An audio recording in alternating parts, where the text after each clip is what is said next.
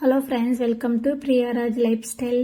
எங்கள் வீட்டில் பச்சை மிளகாய் நிறைய இருந்துச்சு. சரி, இதை வச்சு என்ன பண்ணலான்ட்டு யோசித்தேன். மோர் மிளகாய் செஞ்சு வச்சா ரொம்ப நாளைக்கு நல்லாயிருக்கும், எல்லா சாதத்துக்குமே சூப்பராக இருக்கும். அதனால் இது எப்படி ரெடி பண்ணுறதுன்னு தான் இந்த வீடியோவில் பார்க்க போகிறோம். கண்டிப்பாக உங்களுக்கும் ரொம்ப யூஸ்ஃபுல்லாக இருக்கும்.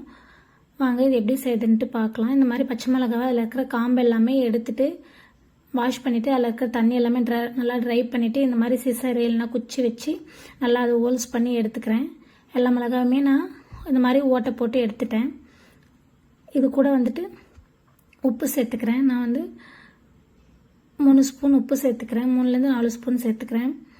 இது 200 கிராம் மிளகாய் இருக்குது. இது கூட தயிர் 4 டேபிள் ஸ்பூன் சேர்த்துக்கிறேன். தயிர் இல்லைனா மோர் கூட சேர்த்துக்கலாம், உங்கள் விருப்பம் தான். நான் தயிர் சேர்த்து பண்ணுறேன்.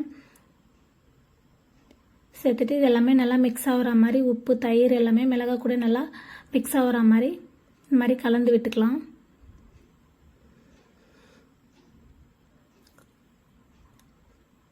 நல்லா மிக்ஸ் பண்ணி விட்டுக்கிறேன். அப்போ தான் தயிர் இந்த எல்லாமே அந்த ஹோல்ஸ் உள்ள போயிட்டு நல்லா உப்பு ஊறும். அதுக்காக தான் இதை மூடி போட்டு நைட்டு ஃபுல்லாக வச்சிடலாம்.